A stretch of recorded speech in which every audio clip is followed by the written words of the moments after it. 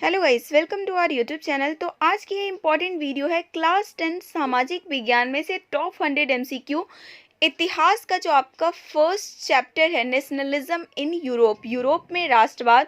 तो उसमें से सभी इम्पॉर्टेंट क्वेश्चन जो है सिलेक्ट करके यहाँ पर आप सभी के लिए लाया गया है। तो वीडियो को कम्प्लीटली ज़रूर देखिए ताकि पूरे चैप्टर पर आपका अच्छे से कमांड बन सके। तो स्टार्ट कर लेते हैं क्वेश्चन नंबर 1 से। यूरोप का मरीज किसे कहा जाता है? तो यूरोप का मरीज जो है किसको कहा जाता है? तुर्की को। नेक्स्ट क्वेश्चन है, जर्मन राइन राज्य का निर्माण किसने किया था? तो जर्मन राइन राज्य का जो निर्माण है वो किया था नेपोलियन बोनापार्टे ने। ठीक है, तो सेकंड क्वेश्चन का बी ऑप्शन हो गया करेक्ट। नेक्स्ट है, राष्ट्रवाद की अवधारणा का जन्म किस घटना से माना जाता है? तो राष्ट्रवाद की अवधारणा का जन्म जो है किस घटना से माना जाता है? तो उसके लिए आप सभी को पता है कि फ्रांस की वो क्रांति है जिसने पूरे दुनिया भर में राष्ट्रवाद की अवधारणा को जन्म दिया। नेक्स्ट क्वेश्चन है, यूरोप वासियों के लिए किस देश का साहित्य एवं ज्ञान विज्ञान प्रेरणा स्रोत रहा? तो यूरोप वासियों के लिए मतलब पूरे यूरोप के लिए ऐसा कौन से देश का साहित्य और ज्ञान विज्ञान जो है प्रेरणा स्रोत के रूप में काम किया? तो वो आंसर क्या है? यूनान। बी ऑप्शन करेक्ट होगा। नेक्स्ट है, मैजिनी का संबंध किस संगठन से था? तो मैजिनी काफ़ी इम्पॉर्टेंट कैरेक्टर, अगर आप देखोगे इस चैप्टर में जब थ्योरिकल पेपर आता था तो कम्प्लीटली इस पे शॉर्ट नोट्स आपसे लिखवा लेते थे। तो मैजिनी का संबंध जो है कार्बोनरी संगठन से है। नेक्स्ट क्वेश्चन है, जर्मन राइन राज्य का निर्माण किसने किया था? तो जर्मन राइन जो राज्य का निर्माण नेपोलियन बोनापार्ट ने किया था। नेक्स्ट है, जालबेरिन एक संस्था थी। तो जालबेरिन किन लोगों की एक संस्था थी? ये हमसे क्वेश्चन पूछा हुआ है। तो व्यापारी लोगों ने भी अपनी एक संस्था बनाई थी जिसका नाम जालबेरिन था। नेक्स्ट है, नेपोलियन संहिता किस वर्ष लागू की गई थी? तो नेपोलियन संहिता जो लागू की गई थी वो की गई थी 1804 ईस्वी में। नेक्स्ट है, गैरिबाल्डी पेशे से क्या था? मतलब गैरिबाल्डी का पेशा क्या था, ये हमसे क्वेश्चन में पूछा हुआ है। तो गैरिबाल्डी वॉज अ नाविक, एक नाविक था। ठीक है, इटली तथा जर्मनी वर्तमान में किस महादेश के अंतर्गत आते हैं? तो इटली और जर्मनी ये दोनों के दोनों जो है कौन से महाद्वीप के अंदर आते हैं? तो ये यूरोप के अंदर आते हैं। नेक्स्ट है, 1829 में एड्रियानोपुल की संधि किस देश के साथ हुई थी? तो 1829 में हुई थी एक संधि जिसका नाम था एड्रियानोपुल। तो वो संधि जो है हुई थी यूनान के साथ। ठीक है, तो 11th का बी ऑप्शन हो गया करेक्ट। नेक्स्ट है, फ्रैंकफर्ट की संधि कब हुई थी? तो फ्रैंकफर्ट की जो संधि हुई थी वो हुई थी 1871 ईस्वी को।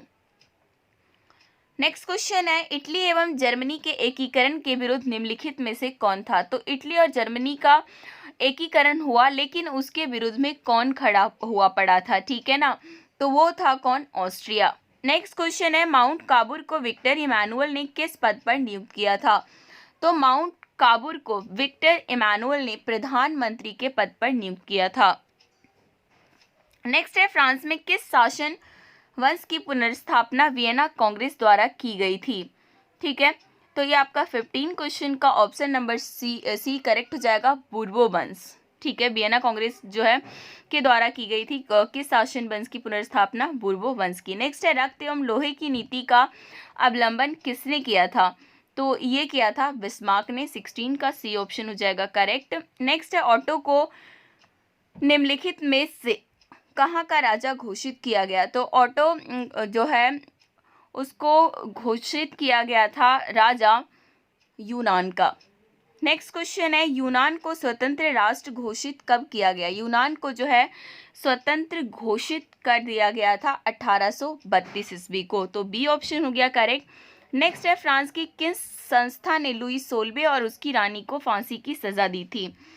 तो अगर हम बात करें यहाँ पर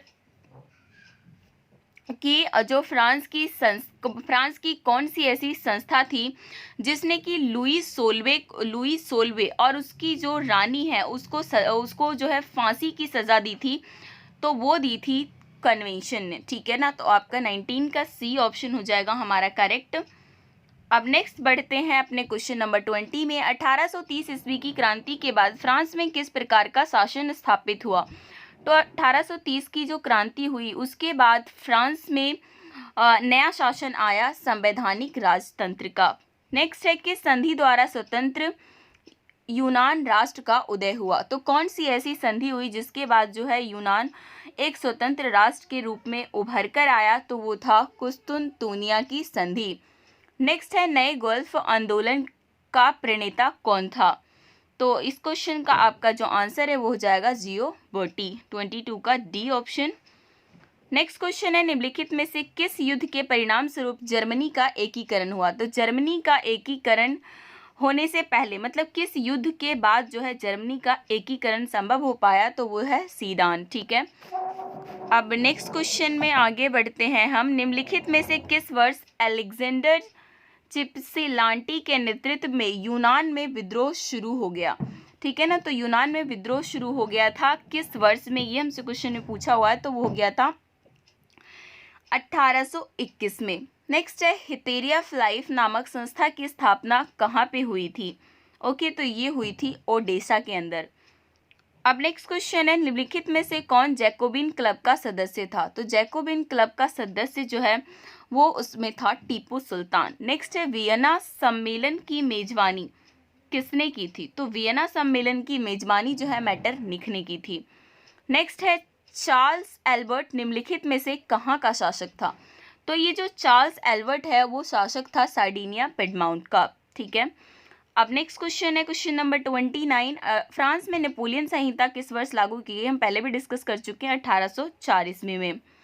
नेक्स्ट है हंगरी की अधिकांश जनता कौन सी भाषा बोलती थी? तो हंगरी की जो अधिकांश जनता है वो भाषा बोलती थी मैग्यार। ओके, तो 30 क्वेश्चन का बी ऑप्शन हो गया करेक्ट। नेक्स्ट है नेपोलियन ने जर्मनी में किस संघ की स्थापना की थी? तो क्वेश्चन नंबर आपका 31 का करेक्ट आंसर जो है वो है ऑप्शन नंबर सी। तो नेपोलियन ने जर्मनी में राइन संघ की स्थापना की थी। नेक्स्ट है वियना सम्मेलन का आयोजन किस वर्ष हुआ था? तो वियना सम्मेलन का आयोजन 1815 ईस्वी में हुआ था।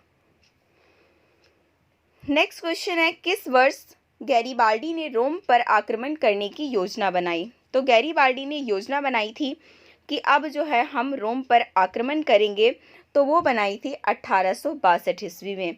नेक्स्ट है बोबो राजवंश का शासन किस देश में था? तो बोबो राजवंश का जो शासन है वो फ्रांस में था। ठीक है, तो इसी के साथ 34 क्वेश्चन का सी ऑप्शन हो गया करेक्ट। अब नेक्स्ट है मासिले किस देश के राष्ट्रभक्ति का गीत है? मतलब कौन से देश के जो राष्ट्रभक्ति के गीत का नाम मासिले है? ठीक है, तो वो है फ्रांस का। 35 का डी हो गया। अब आगे चलते हैं। सन 1870 में फ्रांस और प्रशा के बीच युद्ध कहाँ पर हुआ था? तो 1870 में फ्रांस और प्रशा के बीच में जो युद्ध हुआ था वो हुआ था सीडान के अंदर। तो 36 का आपका ए ऑप्शन हो गया करेक्ट। नेक्स्ट है राष्ट्रवाद की अवधारणा का जन्म किस घटना से माना जाता है? तो राष्ट्रवाद की अवधारणा का जो जन्म है वो फ्रांस की क्रांति को माना जाता है। 37 का सी ऑप्शन हो गया करेक्ट। नेक्स्ट है मेटरनिख कौन था? मेटरनिख जो है वो कौन था, ये हमसे क्वेश्चन में पूछा हुआ है, तो वो एक ऑस्ट्रिया का चांसलर था। ठीक है, तो 38 का यहाँ पर बी ऑप्शन करेक्ट हो गया। नेक्स्ट है इटली की स्थापना किसने की? तो इटली की स्थापना जो है मैजिनी के नाम से जाना जाता है। अब नेक्स्ट है यंग यूरोप की स्थापना कब हुई थी? तो यंग यूरोप की जो स्थापना है वो हुई थी 1928 ईस्वी के अंदर। ठीक है ना, 1928 में यंग यूरोप की स्थापना की गई थी। अब नेक्स्ट क्वेश्चन है सेडोवा के युद्ध में किसकी पराजय हुई? तो सेडोवा का युद्ध हुआ जिसमें कौन हार गया? ठीक है ना, ये हमसे क्वेश्चन में पूछा हुआ है। तो सेडोवा के युद्ध में ऑस्ट्रिया की हार हुई थी। नेक्स्ट क्वेश्चन है लाल कुर्ती का गठन किसने किया था? ठीक है, लाल कुर्ती नामक जो ऑर्गेनाइजेशन है उसका गठन जो किया था वो गैरीबाल्डी ने किया था। तो 42 का आपका बी ऑप्शन हो जाएगा करेक्ट। नेक्स्ट है यूरोपीय सभ्यता का पालना किसे कहा जाता है?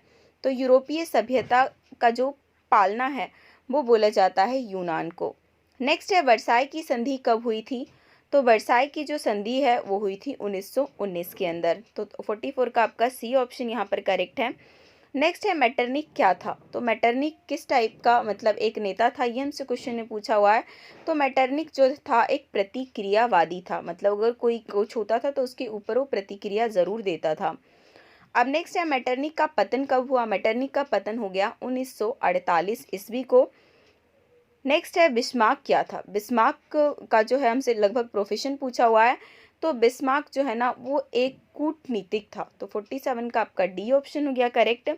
नेक्स्ट है इटली के एकीकरण का तलवार कौन था। इटली के एकीकरण का तलवार बोलें या फिर जो इम्पोर्टेंट रोल भी बोल सकते हैं, ठीक है ना, तो उसमें किसका नाम जाना जाता है, गैरी बाल्डी का। नेक्स्ट है इटली एवं जर्मनी के एकीकरण के विरुद्ध कौन से देश था। इटली और जर्मनी का जब एकीकरण हुआ तो कौन से देश जो है इसके विरोध में खड़े थे, तो वो था ऑस्ट्रिया। अब नेक्स्ट है हनोई समझौता कब हुआ था। अब ये जो हनोई का समझौता है ना वो हुआ था 1946 ईस्वी में। तो 50 क्वेश्चन का आपका सी ऑप्शन हो गया करेक्ट। नेक्स्ट है मेटरनिख व्यवस्था का उद्देश्य क्या था। मेटरनिख ने जो व्यवस्था बनाई थी और उसका मेन उद्देश्य था पुरातन व्यवस्था की पुनर्स्थापना करना। नेक्स्ट क्वेश्चन है किसने कहा था कि फ्रांस जब छींकता है तो बाकी यूरोप को सर्दी जुकाम हो जाता है। ये स्टेटमेंट दिया था मेटरनिख ने। नेक्स्ट है नेपोलियन कोड में कुल कितने कोड थे। तो नेपोलियन कोड में कुल 5 कोड थे। नेक्स्ट है रोमानीवाद क्या था। रोमांटिसिज्म या फिर हिंदी में बोलते हैं रोमानीवाद, तो वो था क्या, तो वो बेसिकली एक सांस्कृतिक आंदोलन था। नेक्स्ट है मारियान किस देश के राष्ट्रवाद का प्रतीक था। तो मारियान जो है वो फ्रांस देश के राष्ट्रवाद का प्रतीक था, जबकि जर्मनी के राष्ट्रवाद का प्रतीक जर्मेनिया था, ठीक है थी। नेक्स्ट है एक्ट ऑफ यूनियन किस वर्ष पारित हुआ। एक्ट ऑफ यूनियन जो है वो पारित हुआ था 1707 ईस्वी में। तो 56 का बी ऑप्शन करेक्ट हो जाएगा। किसने अपनी कूटनीति के बल पर इटली की समस्या को संपूर्ण यूरोप की समस्या बना दिया। तो किसकी ऐसी कूटनीति थी जिसके बल पर जो इटली की समस्या है ना वो पूरे यूरोप की समस्या बन गई। तो इसमें इम्पॉर्टेंट रोल इनमें से किसका है, ये हमसे क्वेश्चन में पूछा हुआ है, तो वो कोई और नहीं बल्कि माउंट काबूर था, ठीक है। 57 का आपका ए ऑप्शन हो गया करेक्ट। नेक्स्ट है काबूर कौन था। काबूर था कौन, ये हमसे क्वेश्चन में पूछा हुआ है, ठीक है ना, तो वो बेसिकली इटली का प्रधानमंत्री था। नेक्स्ट है फ्रेंड्स ऑफ इटली नामक संस्था का गठन किसने किया था। तो फ्रेंड्स ऑफ इटली नाम की जो संस्था है उसको गठन मैजिनी ने किया था। नेक्स्ट है विलियम प्रथम कहाँ का शासक था। तो विलियम प्रथम जो है यूनान का शासक था। तो 60 क्वेश्चन का डी ऑप्शन हो गया करेक्ट। नेक्स्ट है जॉल्वेराइन की स्थापना किस राज्य ने की थी। तो जॉल्वेराइन की जो स्थापना है वो की थी प्रशिया ने। नेक्स्ट है बिस्मार्क किस विद्वान की विचारधारा से प्रेरित था। तो ये जो बिस्मार्क का नाम हम काफ़ी सुनते हैं हिस्ट्री के अंदर, तो ये कौन से ऐसे विद्वान से काफ़ी ज़्यादा प्रेरित था, तो वो था हीगेल, ठीक है ना। हीगेल जो एक विद्वान थे पुराने टाइम पे, उनकी विचारधारा से प्रेरित था बिस्मार्क। नेक्स्ट है किस युद्ध के बाद जर्मनी का एकीकरण हुआ। तो जर्मनी का एकीकरण हुआ था सीडान के युद्ध के बाद। नेक्स्ट है जर्मेनिया क्या थी। तो जर्मेनिया जैसे कि मैंने आपको बताया जर्मन राष्ट्र का प्रतीक जो है जर्मेनिया को बनाया गया था। तो 64 का बी ऑप्शन हो गया करेक्ट। नेक्स्ट है जर्मनी का एकीकरण कब पूरा हुआ। तो जर्मनी का जो एकीकरण पूरा हुआ था वो हुआ था 1871 ईस्वी में। तो 65 क्वेश्चन का आपका सी हो गया। नेक्स्ट है हीगेल कौन था। तो हीगेल जो है ना वो एक दार्शनिक था, ठीक है ना, जिसकी विचारधारा से जो है वो प्रेरित था, वही जो है वही हीगेल का नाम यहाँ पर आया है। तो हीगेल जो है एक दार्शनिक था। 66 का आपका सी ऑप्शन हो गया करेक्ट। नेक्स्ट बढ़ते हैं। सन 1870 में फ्रांस और प्रशिया के बीच युद्ध कहाँ हुआ था। तो 1870 में युद्ध हुआ था फ्रांस और प्रशिया के बीच में। और आपसे ये पूछा हुआ है कि ये युद्ध हुआ कहाँ था, तो ये हुआ था सेडान के अंदर। नेक्स्ट है सेल्सविग और होल्स्टीन का संबंध किस देश के एकीकरण से है। तो सेल्सविग और होल्स्टीन का संबंध जो है वो जर्मनी के एकीकरण से है। तो 68 का आपका बी ऑप्शन हो गया करेक्ट। नेक्स्ट है सेडान युद्ध कब हुआ। तो सेडान युद्ध जो हुआ था वो 1870 ईस्वी में हुआ था। नेक्स्ट है हंगरी की भाषा क्या थी। तो हंगरी की भाषा मैग्यार थी। नेक्स्ट है यूरोपीय राष्ट्रवाद से प्रभावित होकर किस भारतीय शासक ने जैकोबिन क्लब की स्थापना की थी। और जैकोबिन क्लब का सदस्य भी अभी हमने थोड़ी देर पहले पढ़ा, तो वो था टीपू सुल्तान। 71 का भी आपका बी ऑप्शन है करेक्ट। नेक्स्ट है 19वीं शताब्दी में यूरोप में राष्ट्रवाद के विकास का क्या परिणाम हुआ।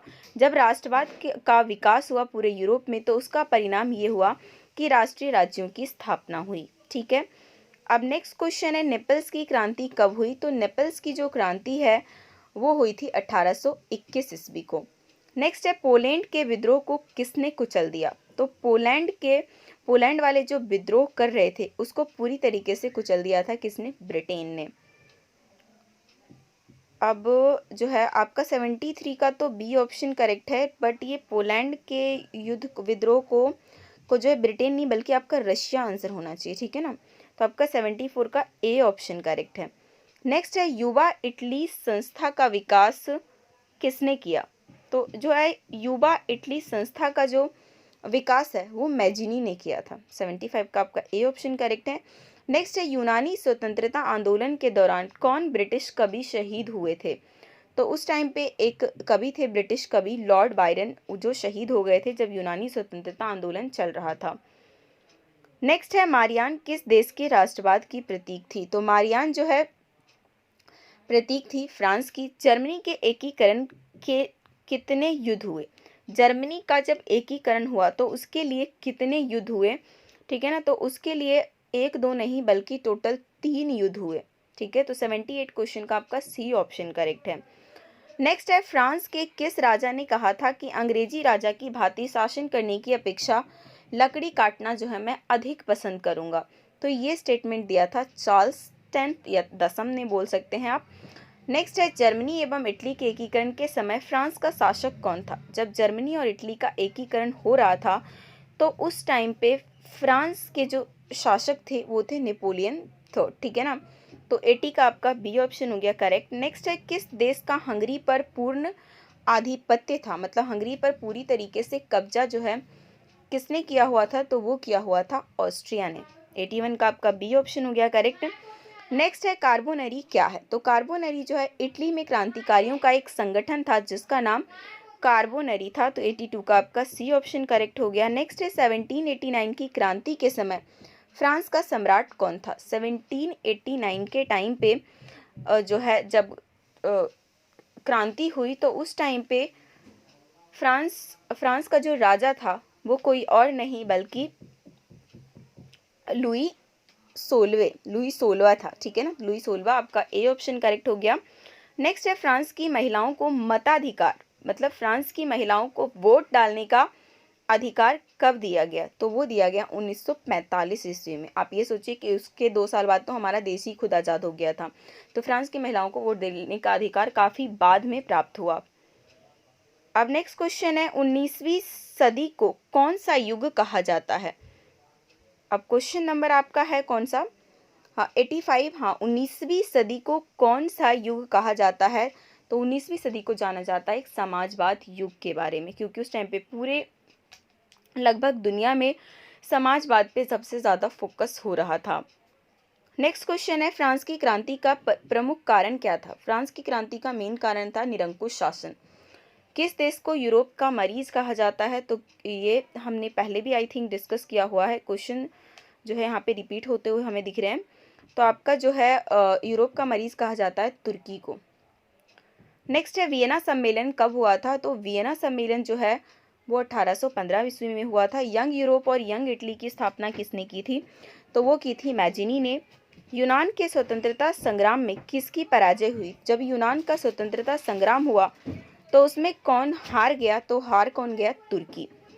नेक्स्ट क्वेश्चन है मेटरनिक कहाँ का चांसलर था। मेटरनिक जो है वो चांसलर था ऑस्ट्रिया का। तो इसी के साथ आपका जो है ये सीरीज़ यहीं पे ख़त्म होती है। वीडियो को लाइक करिए, अपने दोस्तों के साथ शेयर कीजिए जितने भी हिंदी मीडियम के स्टूडेंट हैं, और चैनल को सब्सक्राइब करके घंटी भी दबा दीजिए ताकि नई वीडियो की नोटिफिकेशन आपको तुरंत मिले।